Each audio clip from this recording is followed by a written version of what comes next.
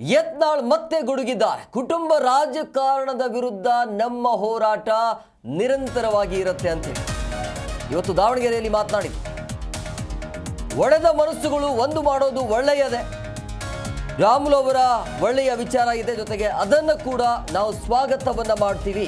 ಇದರ ಜೊತೆಗೆ ಕುಟುಂಬ ರಾಜಕಾರಣದ ವಿರುದ್ಧ ನಾವು ಇದ್ದೇವೆ, ಭ್ರಷ್ಟಾಚಾರ ಮಾಡುವವರ ವಿರುದ್ಧ ಹೋರಾಟ ಮಾಡ್ತೀವಿ ಅಂತ ದಾವಣಗೆರೆಯಲ್ಲಿ ಶಾಸಕ ಬಸನಗೌಡ ಪಾಟೀಲ್ ಯತ್ನಾಳ್ ಈ ರೀತಿಯಾಗಿ ಹೇಳಿಕೆಯನ್ನು ಕೊಟ್ಟಿದ್ದಾರೆ.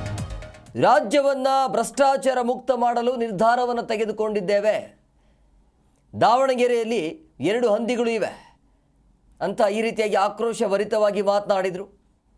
ಶಿವಾನಂದ ಸರ್ಕಲಲ್ಲಿ ವಿಜೇಂದ್ರ ಮನೆ ಮುಂದೆ ನೀವು ನಿಲ್ಲಿ, ಅವರನ್ನು ಗುಣಗಾನ ಮಾಡಿ ಅಂತ ಮಾಧ್ಯಮದವರ ಮೇಲೂ ಕೂಡ ಈ ರೀತಿಯಾಗಿ ಆಕ್ರೋಶವನ್ನು ಹೊರಹಾಕಿದರು. ನಿರಂತರವಾಗಿ ಕುಟುಂಬ ರಾಜಕಾರಣದ ವಿರುದ್ಧ ನಮ್ಮ ಹೋರಾಟ ಇರುತ್ತೆ, ಭ್ರಷ್ಟಾಚಾರ ಮಾಡುವವರ ವಿರುದ್ಧ ನಮ್ಮ ಹೋರಾಟ ಇರುತ್ತೆ ಅಂತ ಹೇಳಿದ್ದಾರೆ. ಅಲ್ಲಿಂದ ಅಂದರೆ ಈ ದಾವಣಗೆರೆಯಿಂದ ನೇರವಾಗಿ ಈಗ ದೆಹಲಿಯತ್ತ ಪ್ರಯಾಣವನ್ನು ಮಾಡ್ತಾರೆ.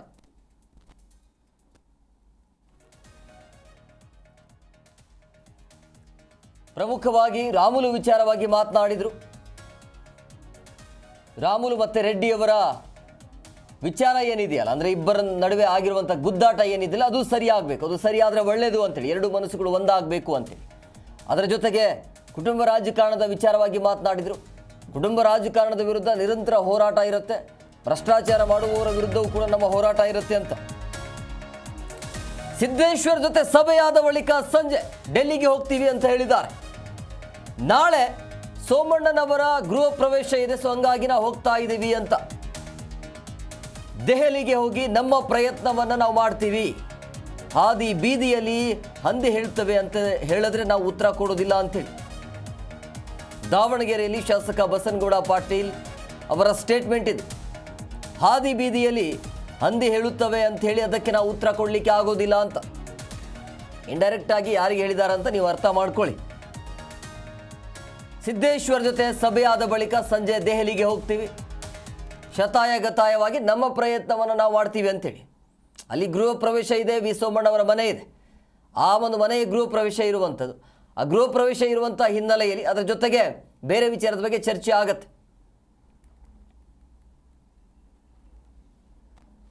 ಸರ್, ಇವತ್ತು ಮತ್ತೆ ನಮ್ಮ ಟೀಮ್ ಎಲ್ಲ ದೆಹಲಿ ಹೋಗುತ್ತೆ ಅಂತೇಳಿ ಹೋಗ್ತಾ ಇದ್ದೀವಿ ರೀ.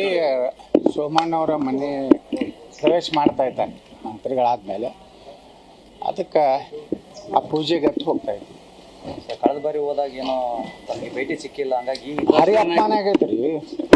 ಇಷ್ಟು ಅಪಮಾನ ಆಗೈತಲ್ಲ, ಬಹುಶಃ ಯಾರು ಬೇರೆಯವ್ರು ಆದ್ರೆ ಉರ್ಲ್ ಹಾಕೋಬೇಕು. ಹಂಗಾಗಿ ನೀವು ಮಾಧ್ಯಮದವ್ರು ಸೃಷ್ಟಿ ಮಾಡ್ತೀರಿ. ವಿಜಯೇಂದ್ರಂದು ಒಂದಿಷ್ಟು ಮಂದಿ ಇದ್ದೀರಿ ಅದ್ರೊಳಗೆ ಚಾನಲ್ದಾಗ, ಅವರು ನೀವು ಹೊಡಿತೀರಿ. ನಿಮ್ಮ ಹೊಡೆದಕ್ಕೆಲ್ಲ ನಾವು ಹ್ಞೂ ಅಲ್ಲಕ್ಕೆ ಆಗೋದಿಲ್ಲ.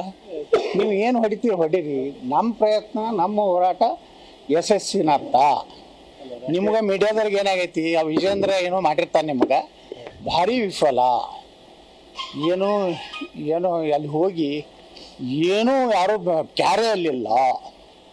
ನಡ್ಡಾವಂತರು ಬಾಯಿಗೆ ಬಂದಂಗೆ ಬೈದರು. ಹಿಂಗೆಲ್ಲ ಬರಿತೀರಿ ವರದಿಗಳು. ನಾವು ಬೋಗಸ್ ವರದಿಗಳಿಗೆ ನಾವೆಲ್ಲ ನಿಮ್ಮ ವಿಶ್ವಾಸಾರ್ಹತೆ ಕಡಿಮೆ ಆಗ್ಲಕತ್ತೈತಿ. ಮಾಧ್ಯಮದ್ದು ನಿಮ್ಮ ವಿಶ್ವಾಸಾರ್ಹತೆ ಉಳಿತದ, ಸತ್ಯ ಇರೋದ ಹೇಳಬೇಕು. ಬಿಟ್ಟು ನೀವೇನು ಮಾಡ್ತೀರಿ, ಸುಮ್ಮನೆ ಬೋಗಸ್ ವಿಜಯೇಂದ್ರ ಫೋನ್ ಮಾಡಿ ಹೇಳೋಣನೆ ಅದನ್ನು ಹೊಡ್ಕೋತ ಕೊಟ್ಟಿರ್ತೀವಿ. ಅದ್ರಾಗ ವಿಶೇಷ ಲೇಖನ ಬರೋರು ಒಂದಿಟ್ಟು ಮಂದಿ ಅದಾರ, ಪೇಡ ಲೇಖನ ಬರೋರು, ಅವರು ಬರೀತಾರೆ. ಯತ್ನಾಳ್ ಗುಂಪಿಗೆ ಭಾರಿ ಹಿನ್ನಡೆ, ಭಾರಿ ಅಪಮಾನ. ಇನ್ನು ಸೂರ್ಯಚಂದ್ರವರೆಗೂ ವಿಜೇಂದ್ರನೇ ಅಧ್ಯಕ್ಷ ಮುಖ್ಯಮಂತ್ರಿ ಹುಷಾರ್ ಅಂದರು. ಅದು ಬರೀರಿ. ಅವ್ರಿಗೆ ಓದೋರಿಗೆ ಕೇಳೋರಿಗೆ. ಸರ್, ಇವತ್ತು ಮತ್ತೆ ನಮ್ಮ ಟೀಮ್ ಎಲ್ಲ ದೆಹಲಿ ಹೋಗುತ್ತೆ ಅಂತೇಳಿ ಈ ಬಗ್ಗೆ ಮತ್ತಷ್ಟು ಮಾಹಿತಿ ನೀಡ್ತಾರೆ ನಮ್ಮ ಪ್ರತಿನಿಧಿ ಕಲ್ಲೇಶ್ ಫೋನ್ ಸಂಪರ್ಕದಲ್ಲಿದ್ದಾರೆ.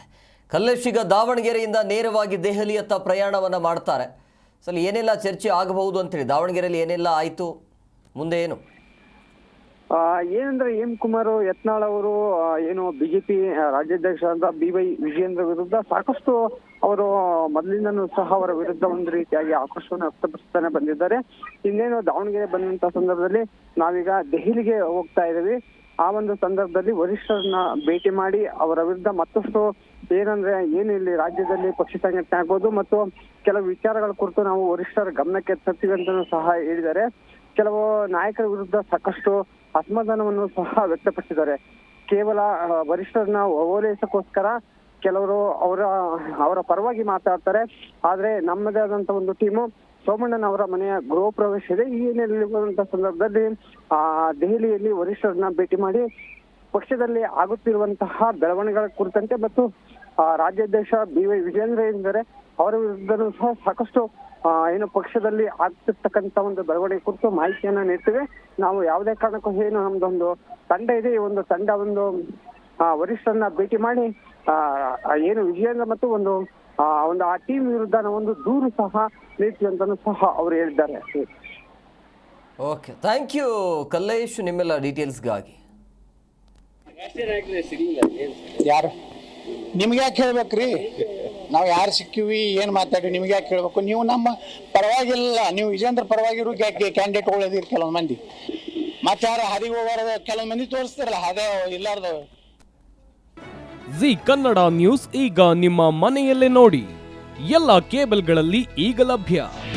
ನಿಮ್ಮ ನೆಚ್ಚಿನ ಜಿ ಕನ್ನಡ ನ್ಯೂಸ್ ಈಗ ಸನ್ ಡೈರೆಕ್ಟ್ ನಲ್ಲಿ number 292, Tata play number 1664, Jio TV number 1334, NXT digital number 30, in cable number 30, city networks 51, U digital number 162, GTPL number 17, Rockline telecommunications number 42, Shri Basaveshwara cable number 168, rural cable network 60, Vinayaka digital 57, Abhishek cable 821, city channel 53, Siddeshwara cable network 57, V4 digital Infotech 628, Surya digital networks 53, Gajanan digital number 836, Malnad Infotech Private Limited number